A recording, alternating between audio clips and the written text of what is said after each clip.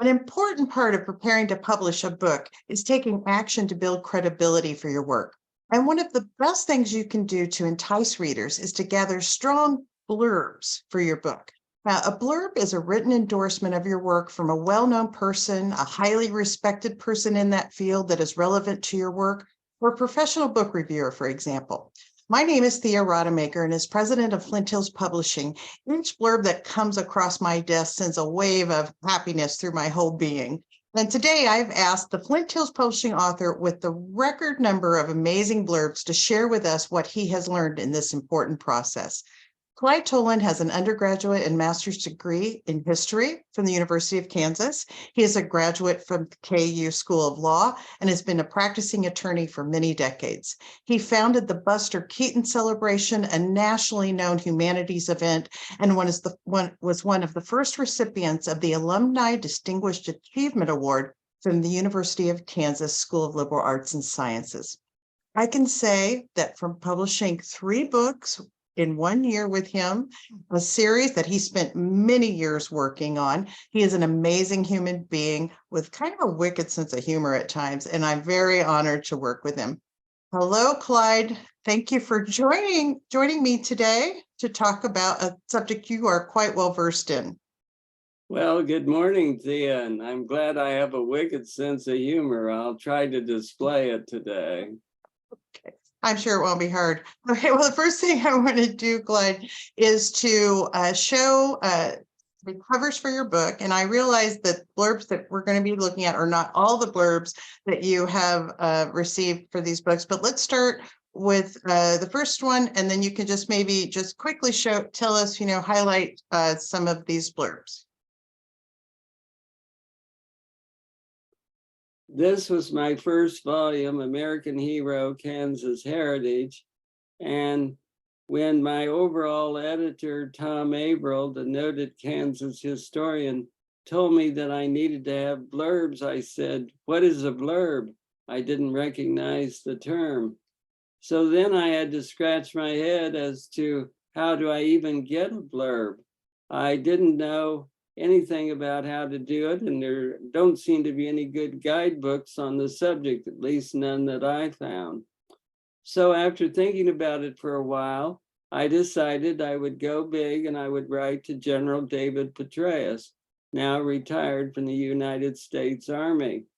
And the reason why I asked him to write a blurb was because of the fact that he had been in charge of Fort Leavenworth here in Kansas, where Funston was at the time, once upon a time, as the commanding officer. And the upshot of it was General Petraeus agreed to write a blurb. The other blurb on the back of cover is from my good friend, Jared Robinson. Jared is, like I, a scholar of Frederick Funston, and he's been doing it for more than 30 years. So it seemed like he was an obvious person to ask to write a blurb. The next volume, Heat and Ice, I have 2 blurbs on the back. I should say on volume 1, there are also 4 blurbs inside the book itself. On volume 2, Heat and Ice, Shirley Christian is a Pulitzer Prize winning journalist, as well as she's an excellent historian and a published author. And I had become acquainted with Shirley through the fact that she did an article for the New York Times in 1995, I believe it was, covering the Buster Keaton celebration that I had started here in Iola. That's how Shirley and I became acquainted. As for Bill Curtis, the other blurb writer shown on the back cover, he is a very well-known Kansan, although he doesn't live here, but he has a ranch here in Kansas and quite a noted person. And as from everything I understand, he is quite loyal to Kansas. So I thought I would contact him. There are also 2 other blurbs that are inside the book. The final volume of my Becoming Frederick Funston trilogy is called Yankee Hero. And for that, I had 5 blurbs, and very abbreviated portions of each blurb appear on the back cover. The first blurb is by Thomas W. Crouch. And Mr. Crouch is now 90 years old, but he is the man that is the trailblazer on writing books about Frederick Funston. So he was an obvious for me to contact. I had met him only one time, about 20 years ago, when he came to Iola to see the Funston museums. The next one is Nancy Cassabaum Baker, the former United States Senator from Kansas. She and I shared the KU award that Thea mentioned earlier. The third one is William J. Crow, who's the Emeritus Dean of Libraries at KU, a longtime friend and a very scholarly gentleman. The third is, our fourth one, is Paul Andrew Hutton, the Distinguished Professor of History at the University of New Mexico. My friend Jared Robinson told me about Paul, and that's how I wound up being able to contact him. And the final blurb is by Dr. John Lawrence Tone, and he was very much a given because of the fact that he's the author of War and Genocide in Cuba, 1895 to 1898, and my time period for Funston in Cuba is 1896 to 1897. So he was just the perfect one for that. Thanks for going through all of that, Clyde.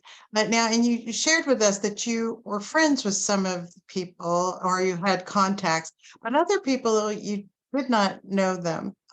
For some people who are maybe more introverted, or the idea of cold calling, that can be a little intimidating, a little scary. Do you have any advice for those of us who might be a little more shy or about reaching out for that big ask? Well, I think if you're shy, you would never have written a book, because you're putting yourself out there in a very vulnerable way. If it's nonfiction, you're going to be criticized, analyzed as to the quality of your work. If it's a novel, what's the quality of that work? So I think you should tell yourself, if you're of the shy disposition, hey, I wrote the book. Now I just need to finish it off by having the guts to go out and find people that will write blurbs. That's a good point. It does make you feel a little bit vulnerable to publish a book. And I always encourage my authors that the world deserves to hear what you have to say. So you have to get out of your own way and just go out and be brave and do it. I think that's great advice. Well, Clyde, how did you figure out who to contact? I mean, I know some of the things were, and I'm talking more about, if someone, had has an assistant, or what is that process like for figuring out how to get in touch with someone? Well, as I mentioned earlier, I had to figure it out myself.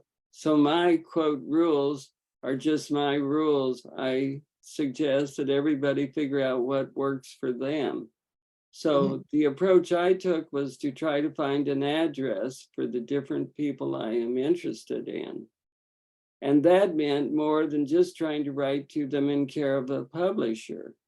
I've discovered from years ago that publishers are not good about forwarding mail on to their authors.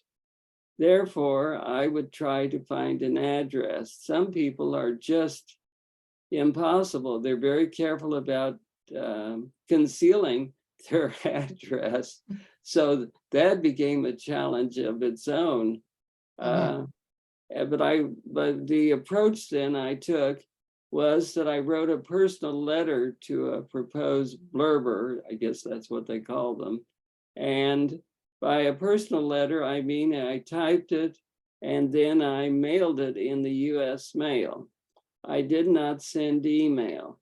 My theory is that even if I had an email address, that most people that have an email address who are famous probably never even look at what comes in, or someone else screens it for them. So I wrote, like I said, a personal letter.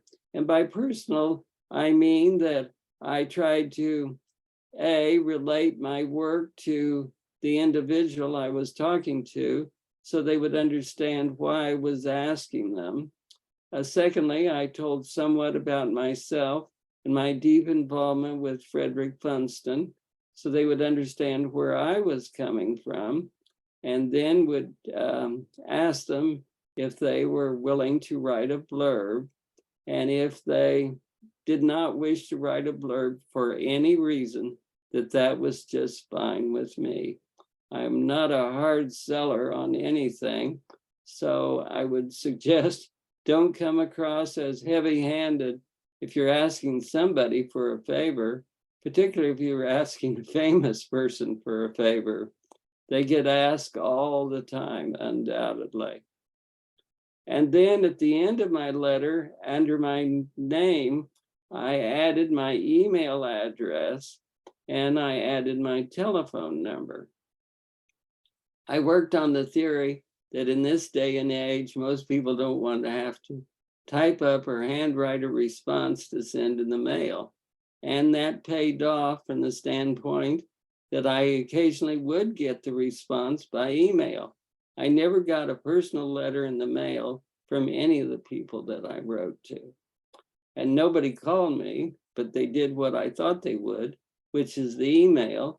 And a couple of people were very nice to decline, even though it came by email. They actually paid enough attention to my request that I actually got some pretty nice declinations from different individuals. So that was gratifying. But then also, don't be discouraged. I have probably 12 to 14 letters that I never had any response from. But that's not surprising again, because I'm asking important people to do me a favor. And it takes a lot of time if you're going to have to read the book. Remember that. If they're going to write a decent blurb, and I mean an honest blurb, they need to read the book. I understand that some people that write blurbs don't even read books. They just come up with a blurb that sounds good. Well, that's not what you want, at least not what I wanted. So do you have any questions on the process there that I didn't think of? No, I thank you for sharing that. And, you have been such a good counselor for me about how to get in touch with people and some of your strategies. And I did ask you to, I did get to see one of the letters that you had sent to me. And I was surprised by how long it was. It was about a page and a half, double spaced. So you're not writing just quick, little notes. You are spending a lot of time crafting a letter that explains who you are and, the depth of your project. I think that was probably one of the secrets for your success with this. Would you agree? I think that's true, because I obviously sent a serious, thoughtful letter that included my request, and I didn't make the request till near the end. I laid the groundwork, like I said, in terms of relating the book to the person as to why there was a relationship there, and then explained who Funston was, which was important because most people wouldn't know otherwise. And then, like I had mentioned, I explained my own involvement, so that I tried to explain a part of who I am and what led to all of this before actually making the request for the blurb. So, and I appreciate your seriousness with respect to garnering the blurbs. I know that sometimes authors will even, give some suggested language or things. You were asking for more of a critique, and I think a lot of that has to do with your law background. I mean, you were really on a hunt to get honest, credible opinions about your work. And that's why I think your blurbs are so strong. Uh, how did you reach out to people? Like if someone, you're like, okay, I've waited X amount of time. Did you do follow-ups, or how did you have a strategy for trying to, encourage people to connect with you? And at what point did you just say, well, okay, that goes in the pile where I'm not going to hear from him, and then move on? I didn't do any follow-up. I felt Okay. that for me to do follow-up was offensive. Because Oh, after all, again, I was asking them for a favor. And okay. so giving the benefit of the doubt that they'd actually seen my letter and decided no, but they weren't going to bother to respond, for me to write another letter, I felt was offensive. So I've just got my pile of those who Hmm. never responded. And I don't Okay. hold anything against anybody, of course, who didn't Right. respond, because after all, again, I was a nobody who was asking for a favor. Well, that's one way to put it, but I definitely understand. We are all so busy, right? And we have to make choices about how we spend our time. And then it is a bit big ask for a blurb. But I think the work that you put into reaching out to people and obtaining these wonderful blurbs, I think it shows that it's possible if you have that intention and invest the time and energy to go out and do it. And Clyde, I commend you on it. You did a Thank terrific you. job. Can you think of, is there anything else that we haven't talked about that you want to talk about today with regard to the blurbs? I think we've, Well, the bottom line is don't be intimidated on trying to get them. And if you're trying to figure out if you've written, say, a novel, well, stop and think about the subject of your novel and see if there's a famous author, perhaps, that writes in the same genre, or maybe sets the scene in the same general area where you set it, or maybe in a time period.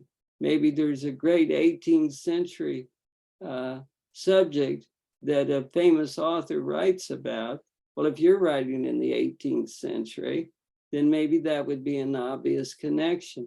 Try to figure out a connection so that when you start your letter, you start with a connection as to why you are writing to the person. So I can't urge people enough to take the time to try to figure out what makes sense and whom would you like to have. Maybe actually there's a famous author or famous historian, if you're in the nonfiction category, historical, that you admire.